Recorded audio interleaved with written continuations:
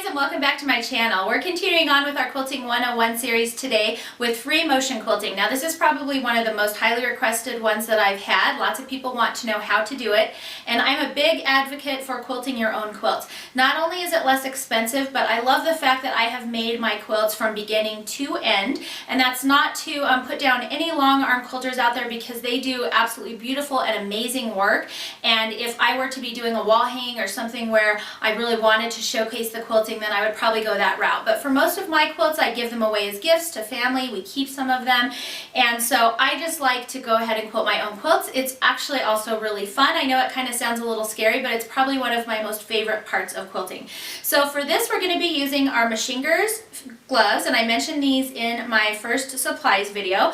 You're also going to want some practice batting and some scrap fabric. You'll also be needing a free motion quilting foot. Now this is just this little kind of like guy with a spring on it, and I'll do a close-up of him for you so you can see. And then of course your sewing machine and your basted and ready to go quilt top. So let's go ahead and talk about how I get started quilting my quilts. Okay, I've kind of zoomed out so you can see kind of a finished quilt, so I can kind of describe to you the process by which I go through. Now if you watch my basting video, you know that I prefer to spray baste a quilt. That gives me a lot more flexibility on where I can start. If you have pin basted your quilt, most often you're going to want to start somewhere in the middle and then work your way out, because the pin basting isn't quite as secure and it's really going to push that fabric, and you want to be pushing all of your crinkles to the outsides of your quilt, not pressing them in, so that you end up with some kind of overlap in the center. So if you're pin basting, start from the middle and go out. Now I kind of like to do my quilts in quadrants, so I would probably start, if I were pin basting, somewhere from here and then work out and up and sort of this way. Then I would come back and kind of do this one, then that one, and then finally this bottom one. Since I usually spray baste, that gives me a little more flexibility. And so what I tend to do to make it a little bit less overwhelming is I go sort of block by block. And since I'm spray basting again, I don't have a lot of slippage, so I usually start at an edge. So I will start clear up there and potentially do all the way across that blue binding or blue border at the top, and then maybe come down and do these right here across. And then I'm going to focus on maybe this house, this star, and I'll kind of work my way down, because it's a little bit less intimidating if you're working across your quilt in smaller sections. That way you're not thinking like, oh, I have this ginormous quilt to get through, and where do I even start? So if you're looking at an area that's this big, that's a lot easier and more manageable to kind of weave your way around than if you're thinking in the grand scheme of the entire quilt. So my advice is to pick a square and just kind of do that little area, then move over to your next square, do that little area, move over, and continue going through your quilt until you've gotten all your squares done. Some of the other things to take into consideration if you're going to hand quilt on it, I have actually done a mix of machine quilting plus hand quilting if the quilt has called for it, and I'll like to leave maybe those sections blank. So it would be a possibility for me to maybe do a meandering in all of this white background, and then maybe hand quilt inside these stars or something like that. So you just want to kind of have a game plan before you just sit down and go for it, just so you kind of know where you're going to start, what pattern you're going to do, and how you're going to kind of tackle it. Now my first advice is, if you're a beginning quilter and this is your first time, I would suggest for sure starting on a practice piece, and we're going to do that today. So I'm going to show you some basic patterns that you can do that are really easy. I do like to kind of do just a little quick practice run before I start to check my tension, make sure everything is kind of okay before I put my really good quilt on my machine. The other thing is to keep in mind that smaller projects are going to be a lot easier to quilt than something that's huge like this. Now this quilt is a rather large quilt. It took me probably a good few hours to get through this. Now I didn't do anything super detailed, I just did a little swirly meandering kind of thing all over the whole thing, so it wasn't super involved, and it didn't take me forever. But wielding this large of a quilt through your machine, especially depending on your machine, can be kind of difficult. This is probably one of the harder ones just due to size. So if you're a new quilter, my first suggestion would be to do something that's smaller. Find a smaller project, or a wall hanging, or a pot holder or something like that. The first one that I ever did, I did as like a little mini doll quilt for one of my daughters. It was only I don't know, this by this or something, and it was much easier. I did straight line quilting on it for my first try, and it's just a good idea to get used to the feel of your machine and how it all works, and not have to be fighting with some kind of, you know, lots of bulk and all of that kind of thing. So if you're new, I just suggest you start off with a smaller project. If you're a little bit more advanced, then throw this bad boy on your machine and go for it. But either way, I think it's a really fun skill to have, and so I hope you enjoy this video. So let's go ahead and get started. I'm going to show you some basic stitches and tips, things to do to your machine to prepare yourself and all of that kind of stuff. So let's go ahead and get started. Alright, so we're ready to get started. The first thing that I do is I prepare my machine. So I have my gloves handy. This is not a necessity, but I do have this Sew Steady extension table. If you have any kind of extension table, or you're lucky enough to have a sewing table where your sewing machine sets down, that's perfect. It's not a necessity, but it is really nice when you're trying to quilt. You have like extra space to work with. So if you don't have one of these, I would say don't run out and buy one, but just check it out. Make sure you like quilting first. I did quilt several quilts on this machine before I got this. It's just a really nice to have. The next thing I'm going to do is make sure that I have the proper thread in. Now, since my quilt is a mixture of colors, mostly white background, I'm going to go ahead and stick with my Aurifil. This is 2021. It's 50 weight, 100% cotton, and it's just a nice white. It's kind of a little bit soft white. So that's already in my machine up here. And then the other thing that I need to do is put on my free motion foot, and these you're going to probably, if it doesn't come with your machine, you'll really need to get one of these in order to do free motion quilting. It doesn't put quite as much pressure on your fabric, and so it allows you to move your fabric around. So I'm going to put that on in just a second. And then the other thing that I always do before I start quilting is put in a fresh needle. Now, I have found that if I'm having problems with breakage or tension issues or anything like that, it's usually due to the fact that I just need a new needle. So I try and make it a habit to put on a new needle as soon as I start either free motion or straight line quilting. Either one, I go ahead and swap out my needle. I've already done that, so I'm not going to do that now. And then the last thing that I do is make sure that I drop my feed dogs, and on my machine it's just this little lever right here. Drops my feed dogs down so they're not pulling my fabric through for me. And then one other thing is my tension, and you're going to have to experiment with this on your own machine because all the machines are going to be a little bit different. So I suggest taking a piece of batting and fabric and then just running it through a test run and just check your tension on both the front and the back to make sure. I know that on my machine I usually have to increase my tension to about a 6 or a 7. 4 is my minimum, or my average, and so yeah, I just usually start at 6. I'll run a couple strips of test just to make sure I'm good, and then adjust from there if I need to, and then I can get started quilting. So I think my machine is all ready to go. I just need to swap out my foot and we can get started. So quickly before we start, I want to cover what size needle and thread I use. Now if I'm going to do free motion quilting on my machine, then I stay with these 80-12 needles. This is what I use all the time, even when I'm piecing. If I am having breakage or issues and I've checked all my tension and cleaned my machine and all of that, and I'm still having breakage, then sometimes I will go up to a 90-14. This has a slightly larger eye, and so sometimes it can help if you're having your thread break. I also don't change my thread in my machine. This is just the Aurifil 50 weight. This one is 2024, but I actually prefer the 2021. I'm just out of it right now, but it's the same thread weight, so I don't change my thread at all, and I normally don't change my needle unless I'm having issues. If I'm going to be doing any hand quilting, then I like to use this pearl cotton. This is number 12, and the numbers can change based on thickness, and I just kind of like this 12 weight one. It's just kind of a nice hand stitch. Of course, you have to use a larger embroidery needle to do that, and I'll just use that if I really want my thread quilting to stick out and kind of be, you know, a focal point of the quilt. But for free motion quilting on my machine, I stay with the 50 weight Aurifil and the 80-12 needle unless I'm having issues, and I'll go up to the 90-14 needle. Alright, one other thing that I do, I always forget this part, but I usually preload a few bobbins. I only have a couple here. I usually try and preload about maybe 3 or 4. It kind of depends on how big the project is. That way it's just easy for me to pop them in and out when I run out. If I forget, it's no big deal. I'll just stop and take a break in between my quilting and wind a bobbin. But I just wanted to mention that sometimes it's helpful if you can load a few before you get started. Alright, now when you first sit down to free motion quilt, one of the first things you're going to want to do is obviously get out a piece of test fabric with some batting and just check your tension. Now I'm going to see if I can recreate a couple of tension issues for you just to help you out on how to fix them. So we're going to pull up our bottom thread. and I'll talk more about this later on. It's teeny tiny because I clipped my, so we're just going to get that out of there. All right. And just pull that aside. That way it's not getting locked up in anything. And then we're just going to take a couple stitches, and I'm going to do just a straight line here. And the faster I go, the larger my stitches are. And the slower I go, the shorter my stitches are. Now let's just take a look at those. Okay. So now I'm not sure, hopefully you can see this, but my stitches are quite loose here up on top. And as a matter of fact, I can kind of pull some of them out.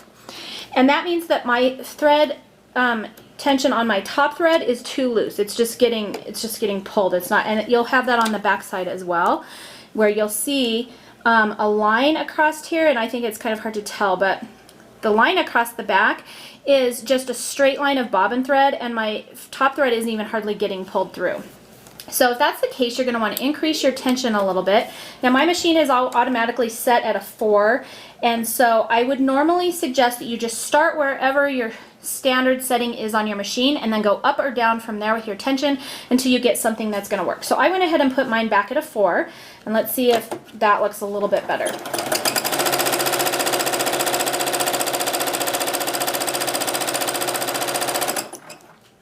Okay, now it is good to practice straight lines as well, because I think you'll get better at you know, just an even pace with your hands. So hopefully you can see this. Let me see if I can do a close-up. Alright, so hopefully you can kind of see this with this close-up, but this first stitch line I did where I had my tension, top tension way down, you can actually pull out these stitches.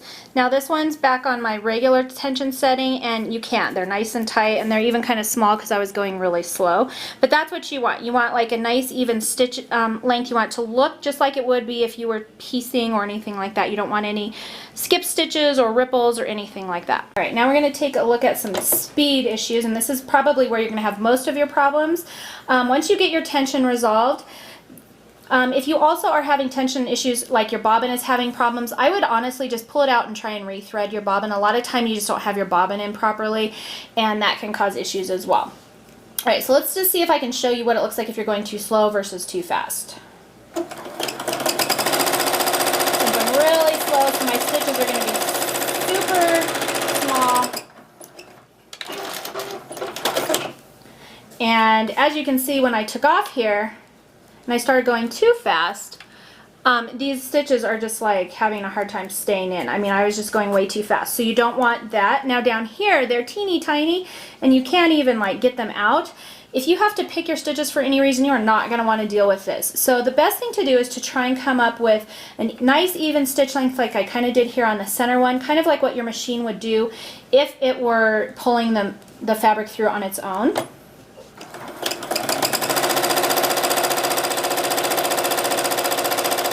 Just be consistent with that. And straight lines are a good way to practice that. As you can see, I don't have a lot of wobblies here. I am actually still going slightly too slow, I think. I would probably speed it up just a little bit. But one thing that can happen, and I want to show you, I'll show you on my, when we do the other sample as well.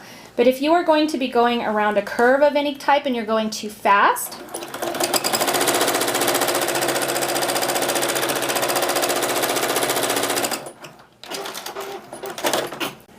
Alright, I just want to kind of show you what happens on the back side. If you're going around a curve too fast, as you can see, these little kind of eyelashes kind of stick out, and really all that means is that you just were speeding. So you need to slow down, go around your curve a little bit slower. Your bobbin thread couldn't catch up with your top thread, and so it ended up kind of pulling your top thread way too far in from the stitch length, and so you end up with these crazy little hairs sticking out. Now that's not really going to do a whole lot other than change the look of it.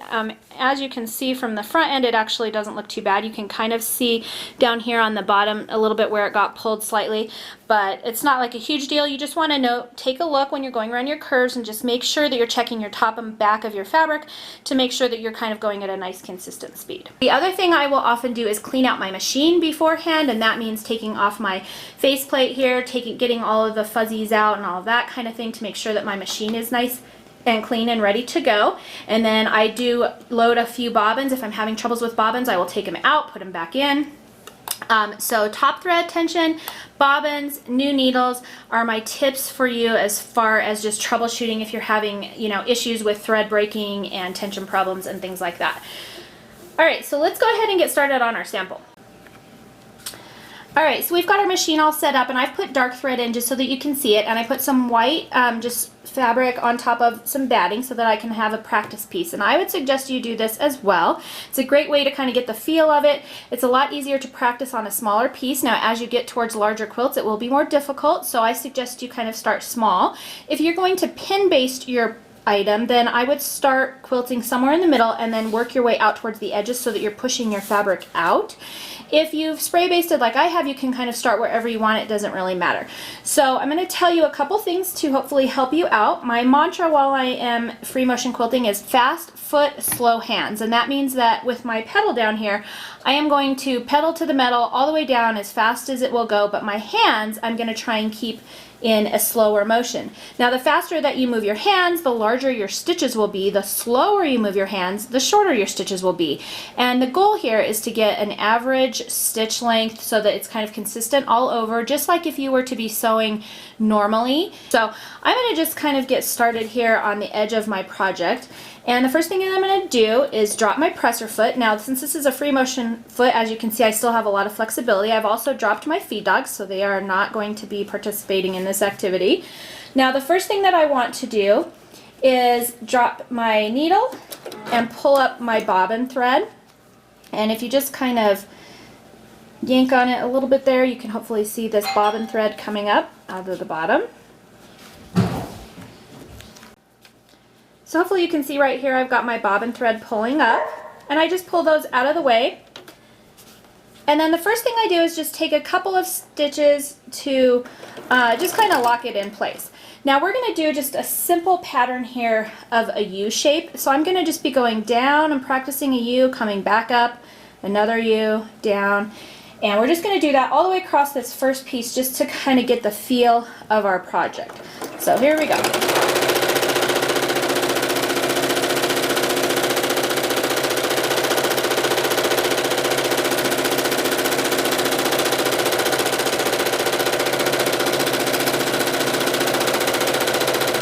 Alright, so we're just going to kind of continue on with this process, just trying to go the same speed, fast foot, slow hand, and just get even stitches. Now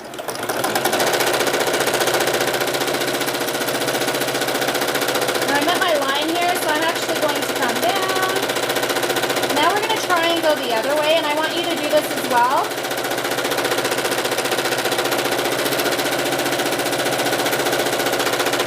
You can make some bigger, you can start getting curvier, you can do some that are smaller and increase the interest. And we're just going to fill up this whole square here.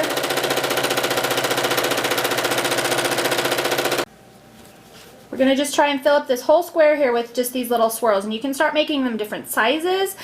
Just try and be consistent with your speed.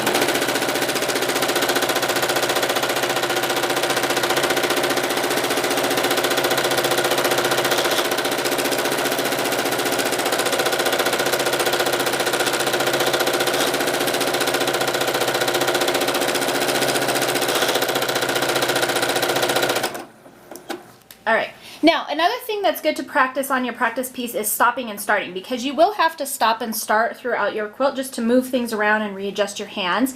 And I find it's easier to stop and start on a straight piece if you can. Now if you're doing something where it's kind of always curvy, it's a little bit more difficult, but definitely practice that, because one thing that can happen, and I'll kind of show you, let's say we're on kind of a curve here, and we stop and start. If you don't remember kind of where you were going or whatever, you can kind of end up with like a, like a little jag. Hopefully you can see this here on your curve. So if you can at all possible, stop and start on a straight area, because it makes it a lot easier to just keep going. However, it is good to practice stopping and starting on a curve so that you can get practice on continuing that curve on without even noticing that you had stopped there. Now hopefully you can see right here I stopped and then I just went ahead and continued, and you can't even really tell because I've just done it, several times. So that's one thing to practice, is stopping and starting. The other thing to practice is going to be something called a meander. Now once you kind of have this like up and down curve thing going, and you know, you're kind of comfortable going both ways. It's important to be able to go both ways. We're going to practice going both up and down and side to side just so we can get used to it. Once you think you have a good feel for this, and just do it as long as it takes you until you feel comfortable with it, then you can kind of move on to the next pattern, which is called a meander.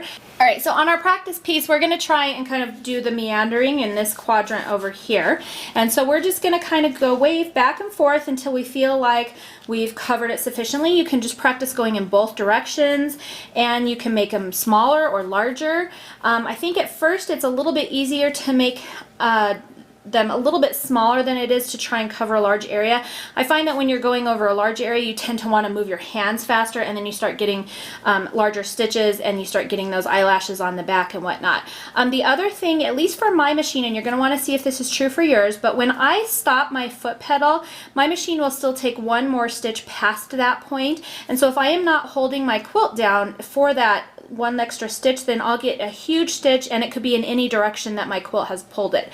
So my advice is to get your hands in position before you step on your foot pedal, and then once you let off your foot pedal, then and your needles come to a complete stop, then remove your hands from that. So let's go ahead and just start a simple meander pattern. So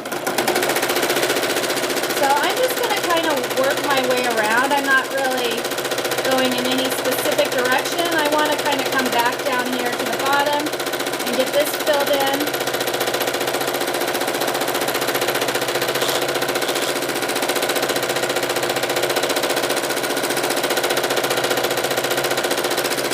And it's kind of getting tricky because I'm at the edge over here and I don't want to sew my fingers.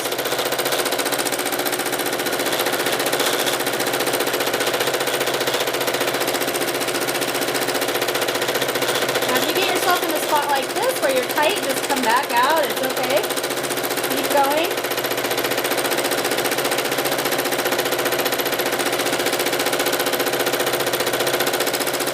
And we're just working to fill in this spot. We don't care which way we're going. We're just being creative and letting our needle kind of do the work. Now I came off over here. I'm at my end, and when you're doing a quilt, you'll usually have some more batting over here. So if that happens, I'll just run all the way off my quilt top, and then I'll just travel up my batting and then come back on somewhere else up here. Since I have kind of a small piece, that's a little bit more difficult here. So I'm going to just turn it a little bit and just kind of try and stay on my fabric. All right, now we're going to kind of keep going down this way.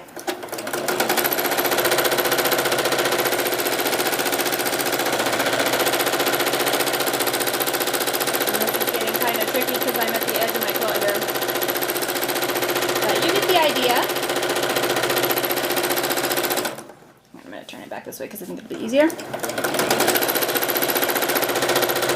I want you to notice I'm going to go ahead and stop, wait for my needle to take that extra, and then I can move my hands away. And we're all kind of on a curve. I'm coming this way, so I want to just continue on with that movement.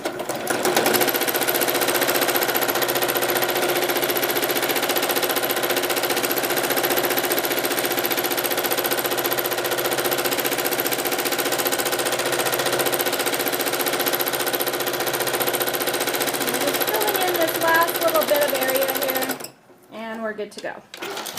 All right, so now we've got this kind of just meander filled area, and this is something that I would just practice again until you feel really comfortable with it. This is why it's important when you're doing this one to kind of make sure that you can go both directions, sideways, up and down, and that kind of thing. That way when you get to doing something more like this, you can go any direction you want and it doesn't really matter. And if you do get yourself stuck in a bind where, you know, you're down here in an area where it's really tight, just swerve out and just try not to cross my stitches. At least that's what I do.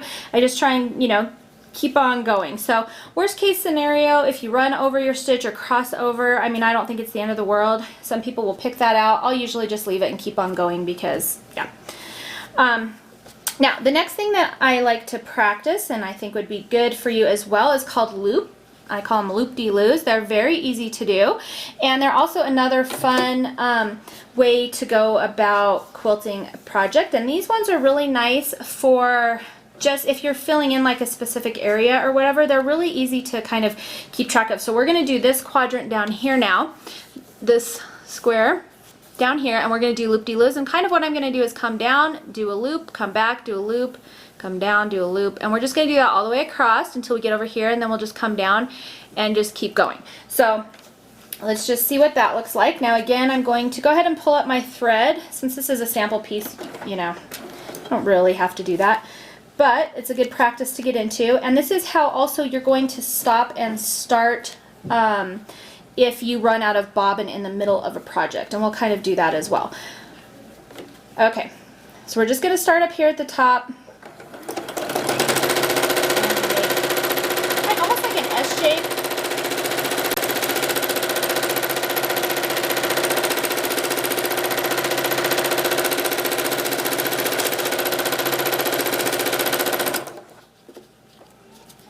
All right, we're just kind of doing loops here.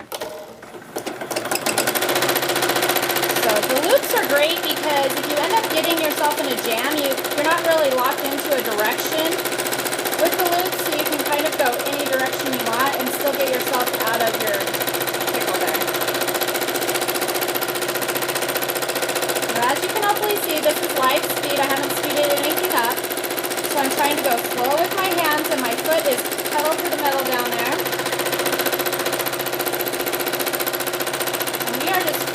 Area in with loops. I like to do this on Christmas quilts because I think it reminds me of ice skating. On these, just work on getting a nice smooth circle there. You don't want to have like a pointy loop where you kind of come here and then maybe do something like that where you've got like a point, a noticeable point. Try and get your loops nice and round, and just practice on that. All just practice. That's why we're doing it on a practice piece instead of our quilt, and you can kind of get used to the motion. Now I can come up here and put a little one if I want. And then just swoop all the way back down here. Now I do try and keep these consistent in size. I'm just kind of messing around here. But as you can see, you can do little teeny ones, you can do big ones, whatever you want to do to practice, okay? All right, so these are just another pattern for you that I think is fairly easy to start off with. And I also really like this one because if you can get these nice and smooth so you're not having points on your loops, it's a great way to quilt a project without worrying about, you know, trying to stay consistent in sizes, or if you kind of get going the wrong direction, you can get yourself out of it really easily with the loops. So that is one of my other favorite ones. And then I'm going to show you one more today, and this one is going to be just more of a consistent loop. So we're just going to be doing kind of like figure eights all the way across our pattern here. So let's start here, and we'll pull up our bobbin thread again. Just kind of yank it out. It's going to be short when you have just cut your bobbin thread, so I just kind of pull it just to get it out of the way. And we're going to come down this way. And do another one. And if it helps you on this one, you can actually draw horizontal lines to stay in between, or you can kind of eyeball it.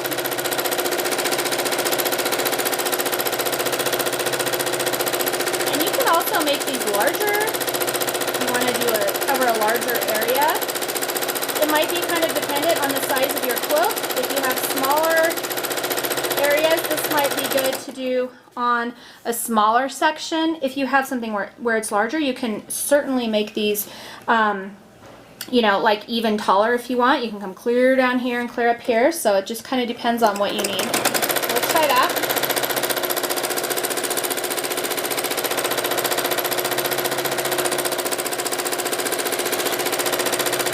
I'm just kind of making them longer here.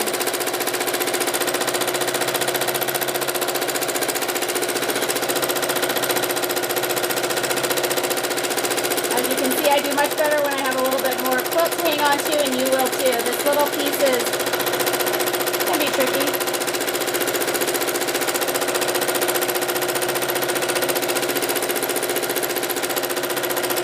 And I would normally, with a design like this one, I would normally kind of let my seam lines guide me so that I stayed a little bit more consistent in size. But it's just another good pattern to practice. So we're going to go ahead and fill this whole section with these. Just to practice even more. I'm going to come clear down here and clear up here.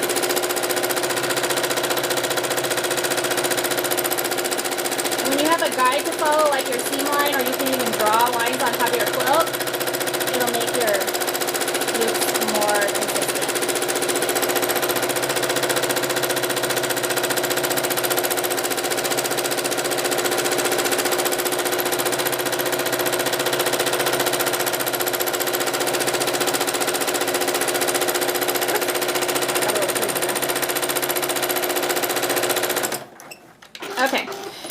Okay, so here's a look at our little swatch. Now, as you can see, we started out up here with just some really easy, simple curves.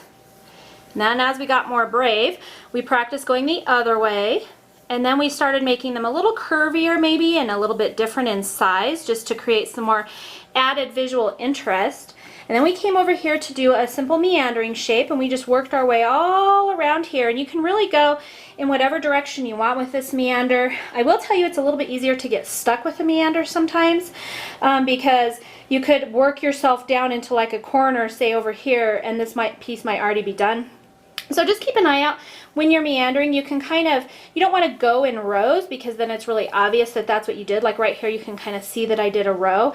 The meander tends to look a lot better if you're kind of just weaving all over, but just be mindful of where you are so that you can kind of get yourself out of your area. And then we did these kind of loop-de-loos right here where we just can go any direction, and this is probably one of my more favorite designs. It's really easy to get yourself out of a tough spot. You can make these really small, you can make them larger. It's totally up to you. I would practice both while you're practicing on your sheet just to make sure, A, it gives you a better feeling of what it's like to work in a smaller area versus a larger area. It'll also give you a clue as to what you prefer visually, which one you like to do more. And same thing with all of these designs. They can all be done on different scales. You can do all of them on a larger or smaller scale. And I would just practice both until you feel comfortable. And then of course we did this kind of figure 8 type of deal. And when I do this on my quilts, I will usually use my seam lines. This is obviously a little crazy here, but I'll use my seam lines to guide me so that I'm not crisscrossing over my loops, and also so that they're more consistent in length. You can also use your friction pin and just write, you know, lines on there, guidelines on there for you to follow and stay on. And you can do that on your practice one as well. I kind of quadranted this off just to kind of keep myself in line for the video, but you can certainly do it on your real quilt as well. And just draw lines, and then it'll help keep your area in. Now I found on real quilts I don't need to do this as much when I'm free motion quilting because, like I said, I just use the seams and the blocks and whatnot to kind of keep myself in the right spacing. So these are 4 different free motion quilting patterns that you can practice as a beginner. I would just work on these until you feel comfortable and then try a smaller quilt project. And then once you feel more comfortable with that, go for a big quilt. Now I am going to show you some video on how I do my larger quilts because it can be a little bit more intimidating when you've got a really big quilt and it's not as easy to move around as this little piece. You're kind of having to pull and deal with weight and all of that kind of thing. So we'll go ahead and cover that.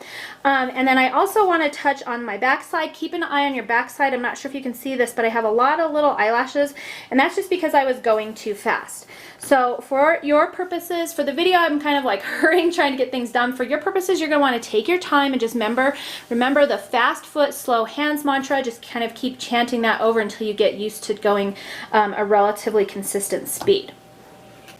Alright, I just want to show you this, hopefully to encourage some of you out there. This was probably one of the first quilts that I've ever quilted, and I did my kind of loop-de-loo one, and I'm not even sure if you can see it. I definitely messed up on a few of these. Some of them are pointy, some of them are larger, you know, some of them are smaller. I'm sure I ran into my stitches quite a bit on this one just because it was the first one I ever did. On the back side, you can barely kind of even notice it, and so my point here in showing you this quilt is that this is probably one of my favorite quilts I've done, partially because it was one of my first, and I love the fabric. And once you get done quilting it and you stick it in the wash and it gets all nice and crinkly like this, you really can't notice all of those imperfections in your quilting. So if you're one of those people who tends to be really hard on yourself and feel like it needs to just be absolutely perfect and you can't free motion quilt because you're afraid you're going to ruin your quilt, I just want to encourage you to give it a try. I mean, you know, once you get going on these designs, the more you do, the better you'll get.